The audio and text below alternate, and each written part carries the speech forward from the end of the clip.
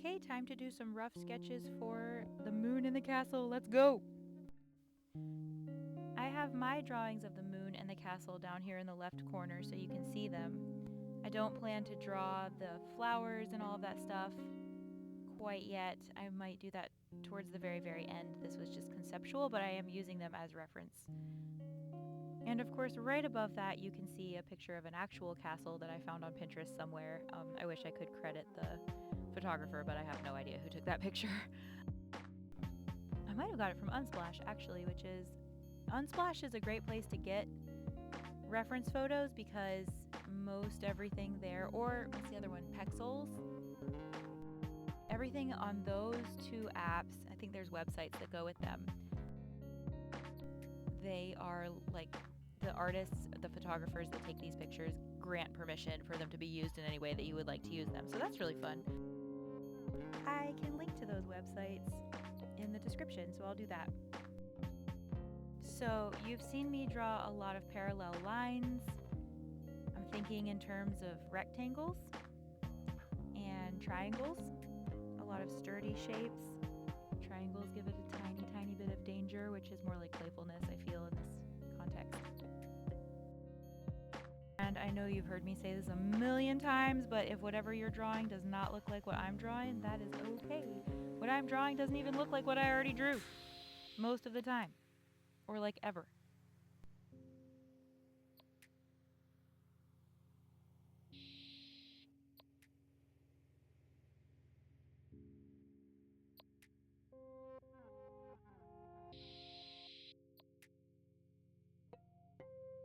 I'm gonna put these little flags up top, and I do this curve that you see to make it look like there's some movement, just a little bit.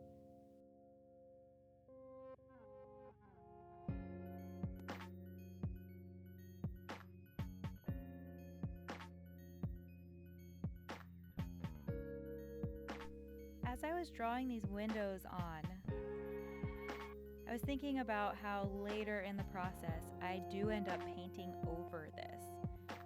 And there's a lot that we painted over in class, right? Some of y'all lost your dragons and your crows, which is really easy to do. It might feel really frustrating because you're like, oh my gosh, I'm ruining my sketch. Oh my gosh, why did I do all this work and now I'm just painting over it? And I realized that in maybe the vast majority of art tutorials that I see, the steps are very clearly defined. So you will have, if you're trying to draw a kitten or something, you find your big shapes. That's what you do. That's what we're doing now. I'm working on some clouds, laying them out. But this is not just a sketch. Like, we're starting with a sketch and you're learning so much by sketching. And you might wonder later, oh, if we're gonna just paint over it, why did I do this? The reason we did this is because part of the sketch process is to have something down to use as a guide. Part of it is also just to help you visualize and get your mind around what you're doing. While it's very common for art tutorials to give you clean steps that flow into a finished product with absolutely no backtracking or losing your sketch or any kind of messy process things going on, that's not really how original art works. Original art is usually very iterative. And for anyone who does not know, iterative means you're trying something and seeing if it works, and if it doesn't, you try again. And if it doesn't, you try again. You can look back at old sketches of your favorite comic book characters and see how different they looked when the comic strip first started out, because there will be a different version of the character every couple years. You would say a different iteration. So original art is iterative, and I wanted this class to be a clean step-by-step. And I didn't really realize when I started it that I don't actually know how to do that. I'm so sorry, everyone. Nothing I have ever done has been a clean step-by-step. It is all very iterative, but there is no such thing as wasted art. And, one time I had a friend who told me, they were watching something I was doing. I was probably, I'm sure after I was ripping something up to make something new out of it, and they said, "Artists are so destructive." And I regret to inform everyone that is absolutely true. Artists are so destructive. In many ways, you must be willing to destroy in order to create. You gotta be willing to hold your work loosely. When was the last time you went to the beach and worked for the entire day on a sandcastle, preferably with a friend, and you put tons of effort into just like the castle I just drew? Maybe you went and found seagull feathers to use as the flags and shells to place as windows, and you were meticulous, you were careful, and you made these amazing sandcastles. I know you all have all done this, right? And at the end of the day, the tide comes and it takes it.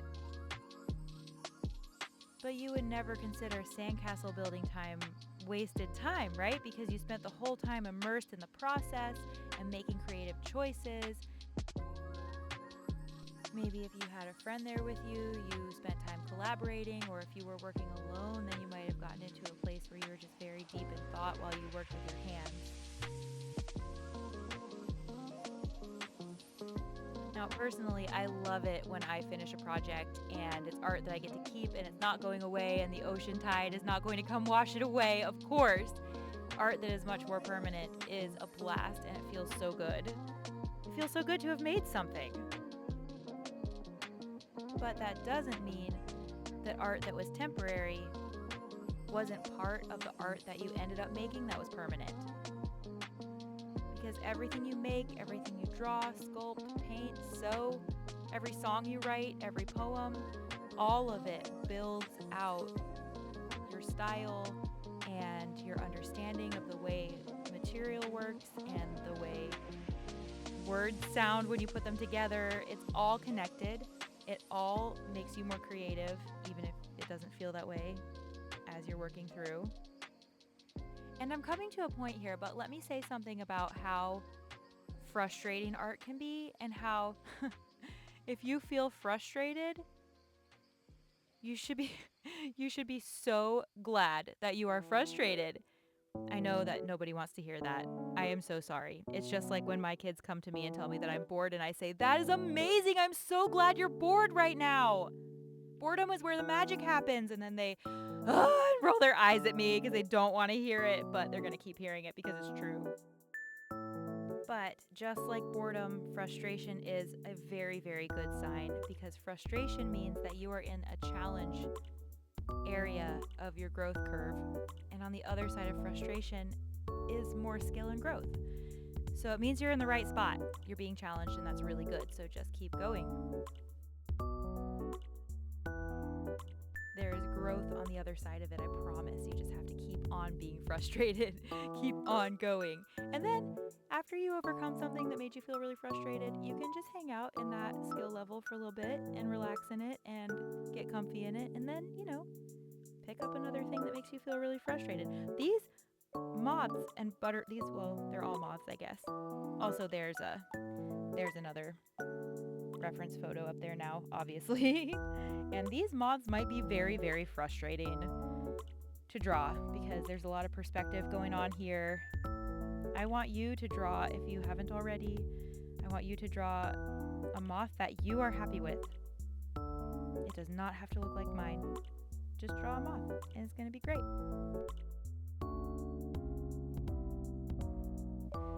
Let me loop back to the concept of frustrating art, temporary art that you had to destroy part of in order to keep going forward. I wanted to tell you guys that I have a friend who's an artist who has a friend who's an artist. My artist friend told me that her artist friend told her that she loves it when she does a terrible painting because she feels that it clears the way for a good painting, a painting that she likes. Just this morning, I was reading an essay on a website called Substack, where people like to write essays. I was reading this essay by one of my favorite authors. His name is Griffin Gooch. I'll link the essay. Why not? But he was talking about how having some limits set actually make people a lot more creative. So one of the examples that he gave was Dr. Seuss. Someone challenged Dr. Seuss to write a book using only 50 words, just in different arrangements or whatever. And Dr. Seuss rose to that challenge and wrote Green Eggs and Ham. And then he sold like a billion, trillion, bazillion copies, right? And he adopted that constraint into his workflow going forward. And that was part of what made his work so great, because he had to come up with solutions and creative ideas to be able to only use 50 words and still make an engaging and really fun book. Which brings me back to the same point that my artist friend said about making a bad painting to clear the way for a good painting, because the next thing that I can't say words. The next thing that Griffin Gooch said, I mean, for goodness sakes, his name is Griffin Gooch. What am I going to do? Actually, I think Griffin Gooch is a super fun name, and I'm really jealous. I'm actually really bummed out that I didn't think of the name Griffin when I was naming my son, although I will say that he's probably glad that I didn't think of it. I don't know, maybe not. I don't know.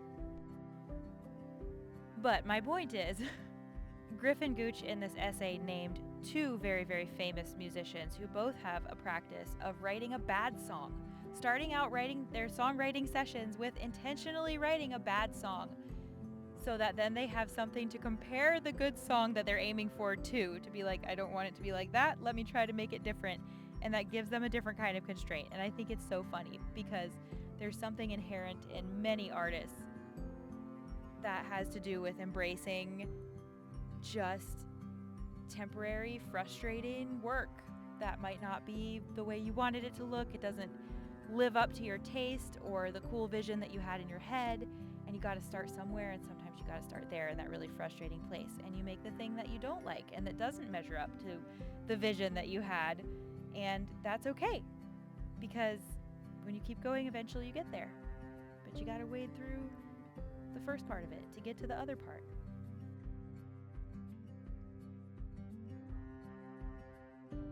Okay, friends, that's it.